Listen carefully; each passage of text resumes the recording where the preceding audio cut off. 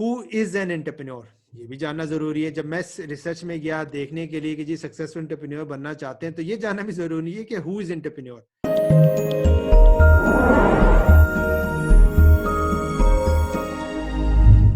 सो आप अगर गूगल पे रिसर्च करते हैं, entrepreneur is a person who sets up a business और business is taking a financial risk in the hope of profit. कि एक एंटरप्रेन्योर वो बंदा है जो बिजनेस और बिजनेस करता है, किस लिए करता है? कि वो प्रॉफिट जनरेट करता सके और इस प्रोसेस में वो रिस्क लेता है।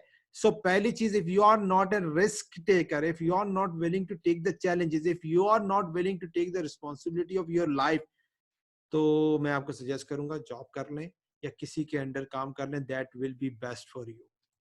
जब हम एंटरप्रेन्योरशिप की बात करते हैं, तो एंटरप्रेन्योरशिप का जो वर्ड आया है ये 1980s में आया है। तो सवाल ये आता है उससे पहले वाले क्या थे? क्या वो एंटरप्रेन्योर नहीं थे? वो भी एंटरप्रेन्योर थे। अच्छा, एक बड़ी अच्छी फाइंडिंग, एक चीज जो मुझे नजर आई जब मैं इसकी डीप में गया, कि there is generally no accepted definition और model of what the entrepreneur is. कि कोई भी यहाँ पे एक एक्सेप्टेड डेफिनेशन नहीं है। जितने लोग आपको मिलेंगे, जिस भी एंटरप्रेन्योर से आप बात करोगे कि व्हाट इज एंटरप्रेन्योरशिप या हु इज एंटरप्रेन्योर, आपको हर किसी की अपनी डेफिनेशन मिलेगी। ऐसे ही है। सो जब ये चीज होती है, तो फिर हमें एक और बड़ा इंपॉर्टेंट एलिमेंट है कि ये चीज समझना जरूरी है कि एंटरप्रेन्योर और बिजनेस में क्या फर्क है। ठीक है, बिजनेसमैन में या एंटरप्रेन्योर में क्या फर्क है, इसको जब आप डीप जाते हैं और जब मैंने इसके ऊपर कोई रिसर्च की, तो there is a big big difference. Entrepreneur या बिजनेस पर्सन वो होता है someone who sets up a business with an existing idea offering products and services to the customer. Businessman वो होता है जो ऑलरेडी कोई बिजनेस कर रहा होता है, उसको देख के, उसको जैसा कपड़े का कोई बिजनेस कर रहा है, तो बिजनेसमैन देखता है अच्छा यार ये जो है ना कपड़े का बिजनेस कर रहा है, मैं भी करना चाहता हूँ। वो उसी बिजनेस को देखता है और इसी तरह का बिजनेस स्टार्ट कर देता है। उसका पर्पस क्या होता है? प्रॉफिट।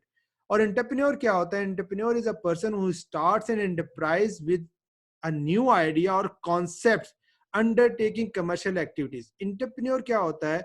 एक वो न्यू आइडिया लेके आता है मार्केट के। एंटरप्रेन्योर क्या होता है कि वो एक नए आइडिया के ऊपर काम करता है और उसको किस लिए कर रहा होता है? प्रॉफिट के लिए कर रहा होता है, लेकिन उसकी मेन एलिमेंट होता है पीपल। पीपल और प्रॉफिट का बहुत इंपॉर्टेंट एलिमेंट है।